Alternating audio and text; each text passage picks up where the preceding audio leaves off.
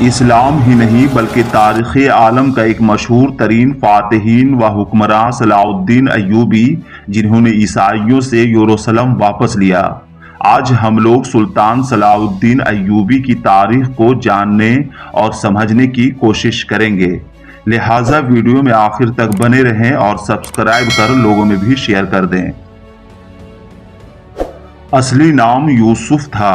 1138 عیسوی میں موصول کے امیر عماد الدین زنگی کے ملازم نجم الدین ایوب کے گھر پیدا ہوئے اور خداداد ذہانت اور دلیری سے مصر اور شام اور عرب کی حکومت حاصل کی۔ صلاح الدین نے کئی صلیبی جنگوں میں حصہ لیا اور دشمنان اسلام کو عبرتناک شکستیں دیں۔ وہ نڈر، بہادر، رحمدل انسان تھے۔ صلاح الدین جب مصر کے گورنر بنے تو قاہرہ کا سارا خزانہ غریب عوام میں تقسیم کر دیا۔ مصریوں نے آج تک اتنا سخی حکمراں نہیں دیکھا تھا۔ سلطان رحمدل، سخی اور بہادر تو تھے ہی، لیکن ان کی سب سے بڑی خوبی یہ تھی کہ ان کا دل بہت بڑا تھا۔ وہ اپنے دشمن کی خوبیوں کی تعریف کرنے سے پیچھے نہ ہٹتے۔ موقع ملتا تو اپنے پرانے دشمنوں کو بھی دوست بنا لیتے۔ سلطان کا سب سے بڑا چیلنج اس وقت سامنے آیا جب فلسطین کے صلیبیوں سے اس کا سامنا ہوا، جنہوں نے 1099 عیسوی میں بیت المقدس پر قبضہ کر لیا تھا اور 10 سال حکومت کرنے کے باوجود اپنے آس پاس کی سلطنت کو امن و چین سے رہنے نہ دیتے۔ سلطان نے ان سے صلح کی کئی کوششیں کی، لیکن وہ نہ مانے۔ آخرکار سلطان کو صلیبیوں سے جنگ کرنی پڑی اور 1177 عیسوی میں سلطان ایوبی نے ایک فوج جمع کیا اور فلسطین پر حملہ کر دیا اور کئی قلعوں پر فتح پالی، لیکن اس میں انہوں نے بہت سی فوجیں گنوا دی اور جب فلسطین کے قریب شہر رام اللہ کے قریب پہنچے تو ان کی فوج آدھی سے بھی کم بچی، جس کا فائدہ اٹھا کر 25 نومبر 1177 عیسوی کو ایوبی فوج پر حملہ کر کے انہیں پیچھے ہٹنے پر مجبور کر دیا۔ یہ پہلا موقع تھا کہ صلاح الدین ایوبی کسی جنگ سے پیچھے ہٹے تھے، لیکن اصل سلطان وہی ہوتا ہے جو کامیابی سے پہلے کچھ پیچھے ہٹتا ہے۔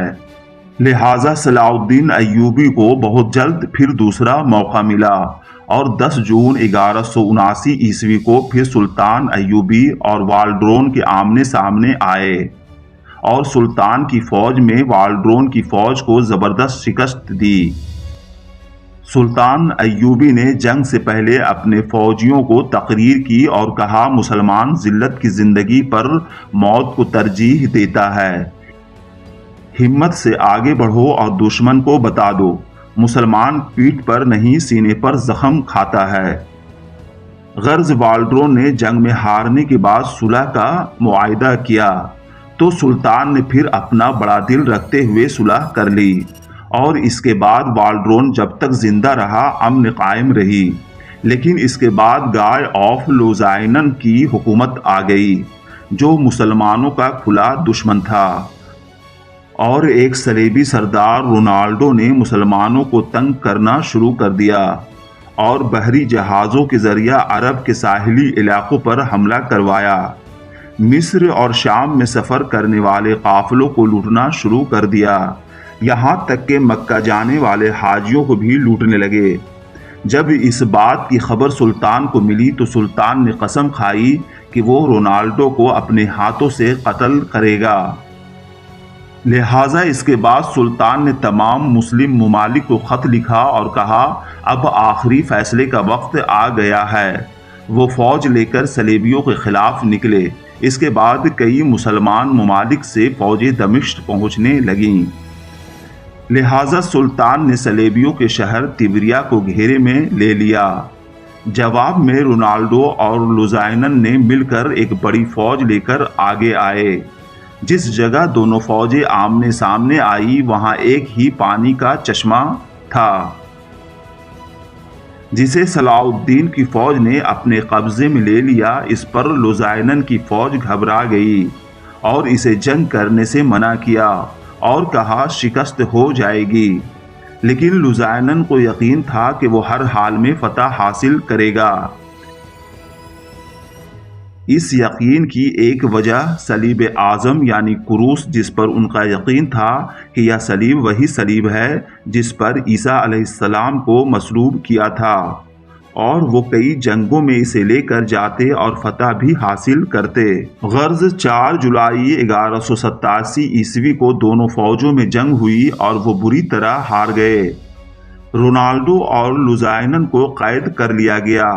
جب سارے قیدی جمع ہوئے تو ان کی پیاس سے بری حال تھی۔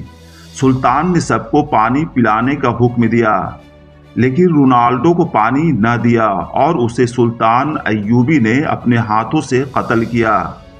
یہ دیکھ کر لوزائنن ڈر گیا تو سلطان نے کہا، ہم بادشاہوں کے ساتھ بادشاہوں جیسا سلوک کرتے ہیں۔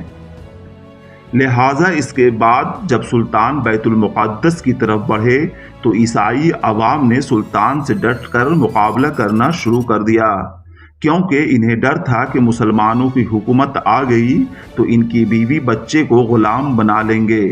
اس جنگ میں کافی جانوں کا نقصان ہوا اور دونوں طرف سے خون بہے۔